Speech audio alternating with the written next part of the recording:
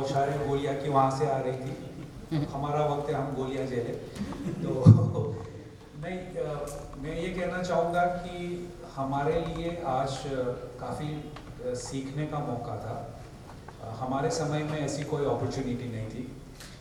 पिताजी ने कह दिया ये करना है, हमने सवाल नहीं पूछा क्यों, हमने वो पढ़ लिया। और जब तक ग्रेजुएट नहीं हुए हमारे सिर्फ 3 थी, बीए, बीएससी, बीकॉम, खत्म। There is no other options in life. लेकिन वो अच्छा था, sometimes no choice is a good choice.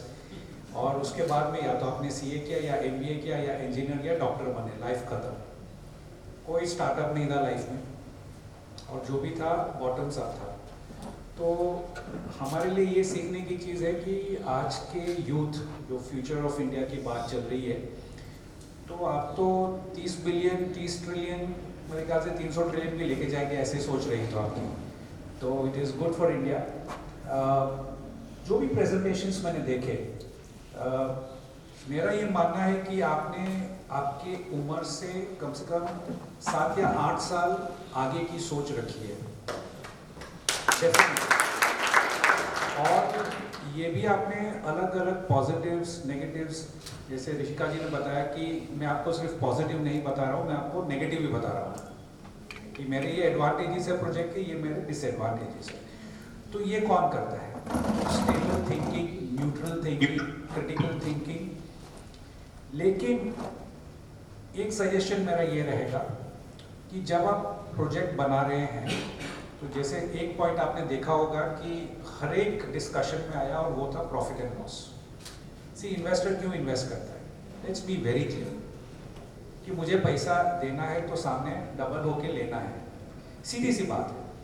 तो मुझे ये कैसे कॉन्फिडेंस आएगा कि मेरा पैसा डबल होगा, ट्रिपल होगा, 4 टाइम होगा? मुझे पता ही नहीं है। अगर मैं पीएनएल नहीं देखूं तो मुझे समझ में नहीं आएगी, मुझे समझ में नहीं आएगी, मैं पैसा नहीं लगाऊंगा, राइट?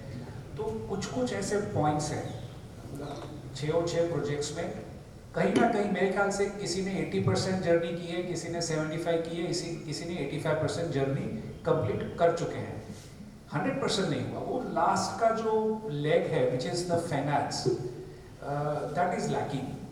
और ये आपकी गलती नहीं है, गलती किसी की नहीं है, ये एक जर्नी है, इट्स अ लर्निंग प्रोसेस। और जैसे जैसे आप हर एक चीज के सामने एक एक नंबर लगाते जाएंगे, आपको खुद आंसर मिल जाएगा। जैसे कि मैं आपकी बात करूँ, आपने जो स्क्रैप की बात कही, मैं शायद ऑटो के बदले फर्नीचर करूंगा अगर मैं आप होता तो।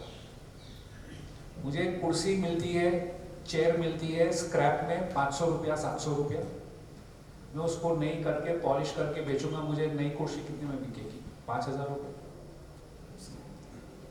आप जाके देख लीजिए मार्केट में नई चेयर, नए table. I am just telling you, your concept is super and I am so impress कि आपने ऑलरेडी सोच के रखा है कि मैं एक चीज के साथ शादी नहीं कर रहा हूँ। मैं आज ऑटोमोबाइल कर रहा हूँ, कल फर्नीचर करूंगा, परसों बैटरी स्वैपिंग करूंगा। Excellent thought process. You are not fixated and that's a learning, you should not be fixated. लेकिन जब आप नंबर्स लगाएंगे, मैंने जैसे कहा आपकी इन्वेंट्री कॉस्ट मेरे हिसाब से कम 50 लाख रुपया लगेंगे, मेरे हिसाब से। मैं गलत हूँ क्योंकि मैंने I am not you, I have not evaluated the concept the way you have done, but I feel that एक बार आप नंबर लगाएंगे ना, तो numbers tell you a very very strong story.